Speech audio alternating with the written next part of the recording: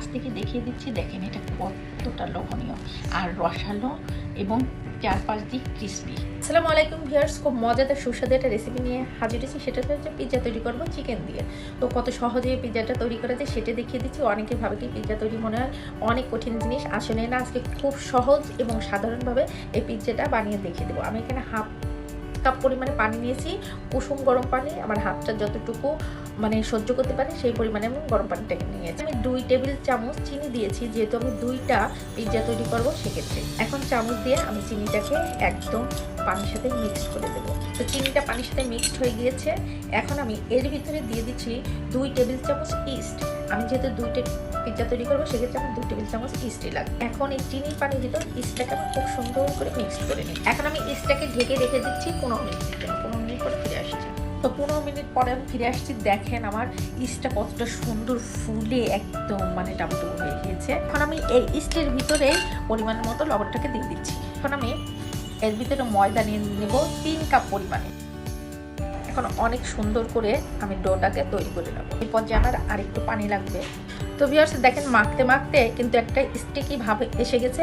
এটা থাকবে না, এটা আস্তে আস্তে কিন্তু এই ডোর সাথে মিশে যাবে আর খুব সুন্দর একটা সফট ডো তৈরি হয়ে যাবে। এখানে আমার ডোটা কিন্তু খুব সুন্দর মুথে নেওয়া হয়ে গেছে। এখন আমি এর উপরে একটুখানি তেল দিয়ে দেবো।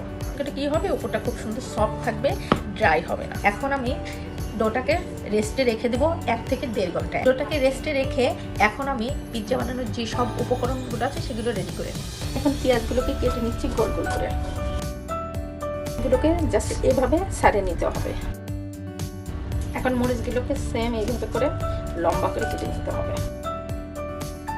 এইভাবে কেটে নিতে হবে। এইভাবে করে মরিচ, যে কটা মরিচ আমার লাগবে সেটা কেটে নিচ্ছি। আমি 3 প্রকারের ক্যাপসিকাম নেব এখানে। আর ক্যাপসিকামগুলোকে আমি গোল গোল করে কেটে নিচ্ছি। আপনারা চাইলে লম্বা লম্বা করে কেটে নিতে পারেন, তাতে কোনো সমস্যা নেই। এভাবে করে আমি ক্যাপসিকামগুলোকে কেটে নিলাম আর ভিতরে এই অংশগুলোকে ফেলে দিচ্ছি। এখন আমি বাকি কাজগুলোকে দেখিয়ে দিই। সসটাকে রেডি করে নিচ্ছি। এখন আমি বাটির ভিতরে দিয়ে দিচ্ছি টমেটো সস। যেহেতু 2টা পিৎজা বানাবো তো সেক্ষেত্রে আমার কিন্তু বেশ খানিক সস লাগবে। দিয়ে দিচ্ছি চিলি সস। আমি 2টা সস একসাথে মিক্সড করে দিব। দিয়ে দিচ্ছি এর ভিতরে চিলি ফ্লেক্স। কিছু দিয়ে খুব সুন্দর করে একটু মিক্সড করে নিচ্ছি। সসটাকে একটা সাইডে রেখে দিচ্ছি। তো সসেস নিব এর ভিতরে। সসেসটা জাস্ট একটু তেরসা তেরসা করে নেব। সসেসটাও রেডি হয়ে গেছে। সসেসটাকে উঠে আমি একটা সাইডে রেখে দিচ্ছি।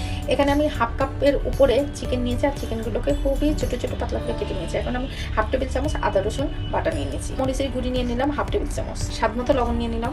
অল্প পরিমাণে একটু সয়া সস নিয়ে নিলাম। এটাকে মেরিনেট করে নিচ্ছি। এটা আমার মেরিনেট করা হয়ে গেছে। চিকেনগুলোকে ভেজে নেবো, তার জন্য প্যানে একটু তেল নিয়ে নিচ্ছি। এগুলোকে দিয়ে দিচ্ছি। আমার চিকেনটাও সুন্দর ফ্রাই হয়ে গেছে। এখন আমি মূল পর্বে চলে যাই। ডোটা কতটা সুন্দর হয়েছে একদম দেখেন। হাওয়াটাকে বের করে দিই আমি। এখন ডোটাকে আবার একটু সুন্দর করে হাত দিয়ে মুছে নেব, যাতে ডোটা কিন্তু আর একটু সফট হয়ে যায়। এমনিতে কিন্তু দেখেন কতটা সফট হয়ে গিয়েছে। এখান থেকে দুটো ভাগ করে নিচ্ছি। একটা ভাগ একটা সাইডে রেখে দিচ্ছি। এই প্লেটটাই আমি মূলত পিৎজাটাকে তৈরি করে নেব। এর ভিতরেই আমি তেলটাকে ব্রাশ করে নিচ্ছি। মানে চাইলে এখানে ঘিটাও দিতে পারেন, আবার বাটারটাও দিতে পারেন। এখন আমি হাত দিয়ে সুন্দর করে একদম প্লেটের উপরে সরাই নেব। জাস্ট হাত দিয়ে এইভাবে চেপে চেপে হাত দিয়ে চেপে চেপে কত সুন্দর একটা পিৎজা শেপ করে নিলাম। এখন আমি কাঁটা চামচ দিয়ে জাস্ট এরকম করে একটু ফোঁটা করে দেবো। কাঁটা চামচ দিয়ে দেখেন সুন্দর ফোঁটা করা হয়ে গিয়েছে। এখন আমি এর ভিতরে সসটাকে দিয়ে দিচ্ছি। দেখেন কত সুন্দর করে একটা লেয়ারে আমার সসটা দেওয়া হয়ে গিয়েছে। এটাকে এর উপর দিয়ে দিচ্ছি। কমপ্লিট হয়ে গেছে। চিকেনগুলোকে দিয়ে দিচ্ছি। চিকেনগুলো দেওয়া হয়ে গিয়েছে। সসেসগুলোকে দিয়ে দিচ্ছি। এখন পেঁয়াজগুলোকে দিয়ে দিচ্ছি। এখন ক্যাপসিকামগুলোকে দিয়ে দিচ্ছি। ক্যাপসিকামগুলো সুন্দর করে সাজিয়ে দিচ্ছি। এখন হচ্ছে আবার চিজগুলোকে দিয়ে দিচ্ছি। চিজগুলো একদম আমি ভরে দেবো, কারণ যত চিজ হবে ততই পিৎজার স্বাদটা বেড়ে যাবে দ্বিগুণ হবে। ভিউয়ার্স, আমি চুলায় নিয়ে যাচ্ছি বেক করার জন্য। একটা প্যান নিয়েছি আর প্যানের ভিতরে পিৎজাটাকে বেক করার জন্য দিয়ে দিচ্ছি। এখন আমি ঢেকে দিচ্ছি ঢাকনা দিয়ে। জালটাকে খুব হাই স্পিডে থাকবে না, মিডিয়াম তাপমাত্রায় থাকবে। তো ভিউয়ার্স, পিৎজাটা কিন্তু রেডি। খুবই গরম আছে। ঠান্ডা হলে আমি আপনাদের কেটে পরিবেশন করে দেখিয়ে দেবো। তো ভিউয়ার্স দেখেন আমার তৈরি হয়ে গেল পিৎজা, কত লোভনীয় আর সুস্বাদু। আমি এখন পিৎজাটাকে কেটে নিচ্ছি পিৎজা কাটার দিয়ে। ভিউয়ার্স দেখেন আমার পিৎজাটা কতটা দারুণ লোভনীয়, ভিতরটা সফট, বাইরে একদম পারফেক্টলি হয়ে গেছে। রেস্টুরেন্টের পিৎজার থেকেও একদম পারফেক্ট হয়েছে পিৎজা। তো ঘরে কত সহজে আমরা পিৎজাগুলো তৈরি করে নিতে পারি। দেখেন হাজার হাজার টাকা খরচ না করে আমরা ঘরেই কিন্তু পিৎজাটাকে তৈরি করে খেতে পারি। কাছ থেকে দেখিয়ে দিচ্ছি, দেখেন এটা কতটা লোভনীয় আর রসালো এবং চারপাশ দিয়ে ক্রিসপি, খেতে কিন্তু সেই মজার। আমি একটু জাস্ট খেয়ে নিই, জাস্ট ওয়াও মাশাআল্লাহ।